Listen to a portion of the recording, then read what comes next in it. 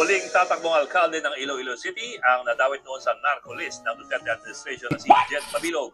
Pati ang umunoy drug lord na si Kevin Espinosa nag-hire ng kandidatura sa pagka-mayor sa Albuera, Leyte. My goodness mga guys. Alright. Grabe, only in the Philippines. Ha? Tatakbong drug protector, tatakbong dating drug lord.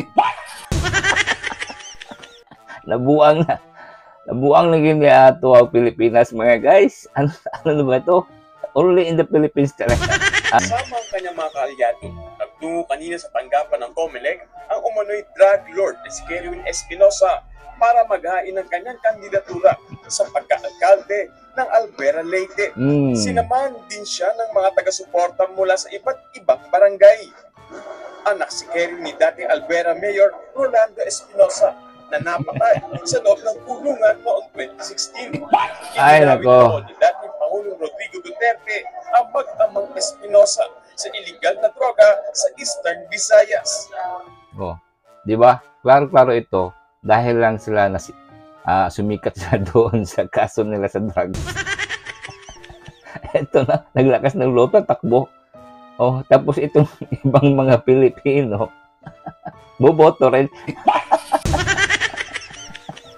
Paano na ito mga guys? Only in the Philippines talaga, no? Diyan pa sa Kongreso, meron dyan. Ex-NPA, itong si Paduano, hitman ang inayupak. At saka, andyan din si Castro, convicted criminal, child abuser. Nandiyan pa rin. Wow, Mr. President, ito na ba talaga ang bagong Pilipinas? What the fuck? Grabe mga guys. Kaya natatawa ako dito. Only in the Philippines talaga to. Ay, naku, mabuang na tayo dito. Nakasuhan noon si Kerwin dahil sa illegal drug trade. Pero na-absuelto. May kinakaharap pa siyang kaso kaugnay sa money laundering. Grabe yun ha. Isipin nyo, grabe yung hearing sa Senado. Ang witness, dami ebidensya. Inamin pa nga ni Kerwin. Pero siya, absuelto. Only in the Philippines talaga, di ba? Grabe. Investigasyon nun kay Kerwin. Drama-drama mga tao. Hanggang umamin na talaga si Kerwin kung sino-sino nang pinagsasabit niya. Inamin niya na talaga doon sa Senado. Tapos, along the way, yung kaso niya. wala siyang sala. Grabe. Grabe ka, magician. Ang daming magician sa gobyerno. What the fuck? At itong Mayo, ipinaputos naman ng Court of Appeals na muling usan ang kaso ni Espinosa kaugnay ng illegal possession of dangerous drugs and firearms. Sa Iloilo City naman, ito naman, susubukan muling tumakbong alkalde si dating Mayor Jed Patrick Mabilog. Ito yung si Mabilog, yung umiiyak-iyak doon sa sa Quadcom, naalala nyo? Paiyak-iyak, pa-emotional, international itong hinayupak. Tinignan kong history. Sinibak nga ito ng ombudsman dahil hindi mapaliwanag yung yaman niya at lumipad papuntang Japan. Gunggong. Ito na yung mga dating nasa listahan ni Tatay Digong. Ngayon, Ramirez back. Ngayon, umiepal. Tapos, parang nasa kandidato pa na sa administrasyon na party. Wow, sana all, Mr. President. Mga drug lord. Grabe si Mr. President. Naku, only in the Philippines ka talaga. Bakit nangyayari itong mga guys? Posible niya makalaban si Mayor Jerry Treñas. Si Mabilog ang kasama rin noon sa narco list ni dating Pangulong Duterte. Narco list. Kasama siya sa mga iniimbestigahan ngayon ng Quad Committee ng Kamara tungkol sa matigong war on drugs. Yan, di ba? Nakakabaliw ito na balita. Grabe, only in the Philippines. Merong mga kriminal, convicted, nasa Kongreso. At saka inaapi-api pa sa tanong itong vice-presidente. Grabe ba? Isipin mo convicted criminal. Tapos grabe kung makaasta dito sa vice-presidente. Ito pang si Paduano.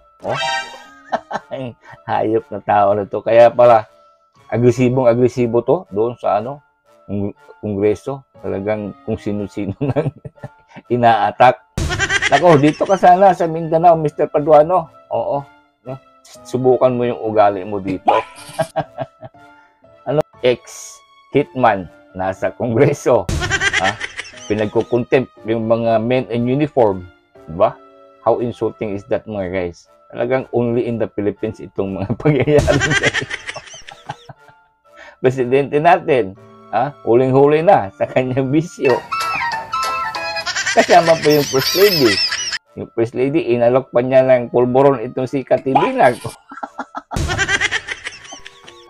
Yung tagabantay ng kaban ng bayan natin, si Saldico. Paglabas ng mga pera ng bayan, anong proyekto? Sa kanyang kumpanya i-honor. Speaker of the House, tambaloslos. Para siya lang ang may-ari ng DSWD. Gago. Namimigay parang si Willie Berjame. Talagang only in the Philippines. My goodness. This has to stop, no? Ito, election. Ito na sana panahon natin. Ito na panahon natin. Mamili tayo ng husto. Para mabago naman to. Alam namin na itong mga Duterte ngayon, undecided pa talaga. Sa bagong balita, undecided pa to sila. Pero sige lang, kasi sana mamili tayo ng hustong mga kandidato. Andyan ang mga matitinong mga kandidato. Andyan si Marcoleta, andyan si Vic Rodriguez, andyan si Nabongo, si Nabato. Yan yung mga matatino. Para naman mabalik naman ng honor sa gobyerno. Hindi katulad nitong mga tulunggis. Grabe, only in the Philippines. Di ba mga guys?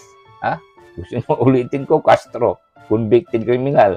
Andyan pa si Raul Manuel na inpiing dako, ang animas, libat ng si Brosas. Mga puro mga kaliwayan mga yan. Tapos, andyan yung hitman, Paduano. Inaapi-api ang mga men in uniform. Wow, only in the Philippines talaga. Ngayon, meron pa itong si Abante, pastor ko, no? Ang sarap nito pa. Si Abante, pakagat sa asa. At ngayon, bagong balita, mga ex-drug lord, ex-protector, tumatakbong mayor. At grabe yung in the Philippines. At meron pa itong sinibinay. Magkapatid, nag-away, nag-iyakan na. Grabe. Ang mga pangyayari ngayon. Ayop talaga itong mga tulunggis. Pero sana this is our time, no? Bumutot tayo ng maayos. Iwasan natin yung mga kapal ng mukhang pera. Alright mga guys, hanggang dito lang tayo. Talagang napasingit ko lang itong balita, itong inayupak mga drug lord, magmi-mayor na ngayon. Wow, only in the Philippines talaga. Alright mga guys, thank you for watching and God bless you all.